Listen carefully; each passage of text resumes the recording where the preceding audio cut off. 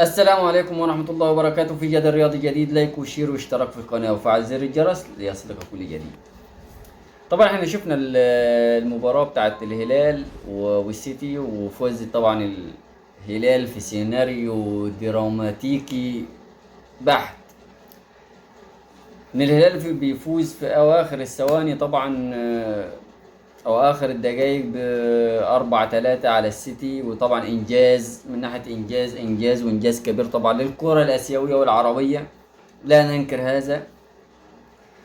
والهلال فريق قوي، فريق منافس فعلا، فريق يعتمد عليه في اي بطولة كبيرة. لكن في حاجة هنا لسه محدش اخد باله منها من الزياطين والهبيلة والطبيلة. بيقارنوا الهلال بالاهلي، برغم ان الاهلي على الارض في الثبات في كل شيء على كد الامكانية،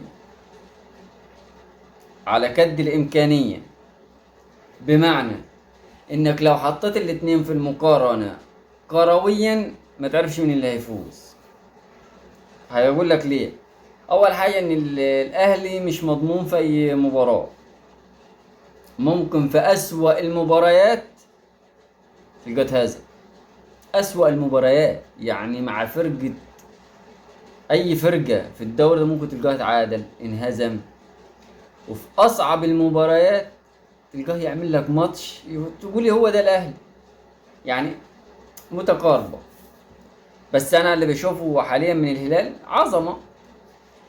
تيجي للنقطة التانية اللي الناس بتقارن، لما تبدأ تقارن قارن هنا.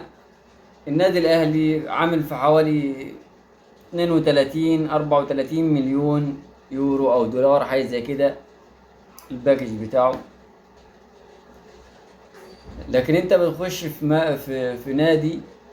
نادي الهلال، اقل محترف موجود فيهم واخد 40 مليون يورو. القيمة التسويقية بتاعت لعيب او تمن لعيب، قيمته التسويقية بكل لعيبته، بجميع لعيبته وازيد. انت بتتكلم في مباراة يعني، او بتتكلم في تسويقيا عامة. القيمة السوقية بتاعت اللعيبة هنا، نادي كامل قيمته السوقية 34، من 32 ل 34 مليون يورو. والناحية التانية لعيب بياخد في الموسم 40 مليون يورو.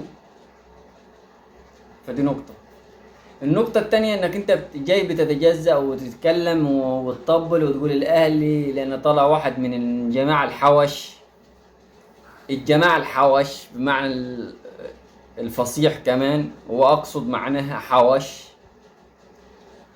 جاي بيتكلم بيقول لك ان لو النادي الاهلي اتغلب من السيتي 2 بس كان عمل زيطة وهو الكبير، وهو لا يا بابا، كانش هيحصل كده تمام. ما كانش هيكون في كده اساسا. بس انت بتتكلم هناك في ادارات واتحادات ووزارة رياضة بتساعد الفرق اللي زي كده. انت عندك وزير رياضة بيحارب، وزير بتاع ده رئيس اتحاد بيحارب، رئيس رابطة بيحارب، رئيس اولمبية بيحاربك، اندية نفسها بتحاربك، بيتفقوا مع بعضهم عليك. فاديني عقلك انت لما يكون في هناك البلد كلها بتدعم فريق ومخليه فيه 8 صفقات او 9 صفقات اجانب من العيار الثقيل. والنادي الاهلي لما يجي عايز يخلي من 5 ل6 صفقات، او من 5 ل6 لعيبة اجانب، يعني معلش البلد كلها بتليفون راح توقفه. بتليفون عامة، بتليفون من الجهة عليا. لا، ليه عايز النادي الاهلي يفشل زيه؟ عشان هو فاشل فعايز النادي الاهلي يفشل. فازاي النادي الاهلي يكون كده والزمالك ما يكونش كده، بيراميدز ما يكونش كده، والاسماعيلي كده؟ عشان هما فشلة. ما تقارنيش انا كناجح بنت بيك يا فاشل. انجح، حاول وانجح، اشتغل وانجح واعمل. انما انت فاشل. اللي خليني انا في القمه انزل لك انت، انزل ليه ليه يعني؟ ليه لما اكون انا عايش في ناطحات السحاب فوق، ليه دايما عايزني ابقى اكون مدفون معاك في البدروم تحت؟ ما انت تحاول يا عم وتعمل لك سلم وتطلع درجه درجه كده وتطلع لي فوق.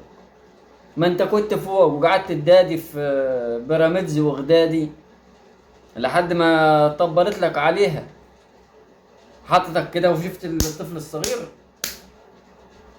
شويه وهتديك لبوس، ده لو ما كانتش عطتك لبوس.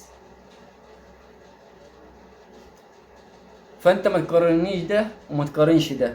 نادي الهلال فرقة كبيرة وفرقة عظيمة وعملت اللي ما يتعملش، وفخر للعرب، وفخر اللي في قارة آسيا وأفريقيا، اللي فخر لينا. الهلال السعودي فخر برضه لينا. بس لما تيجي تحطه في مقارنة مع، طب يا عم ما تقارن نفسك انت بأي فرقة هنا كزمالك يعني، هتلقى نفسك مش محصل أساسا حتى فرقة مواليد 9 الصبح. ابلع ريقك ومعاد وبطلوا وبعدين كويس انك انت بتقارني بيها، يعني الحمد لله بتقارني بحاجه كبيره، بتقارني بحاجه كبيره. انت قاعد اقارنك بمين؟ مش لاقي فرقه في حجمك غير ستيلنبوش وبقيت اعلى منك عشان فزت عليك وبس كده. ودمتم في امان الله. سلام عليكم.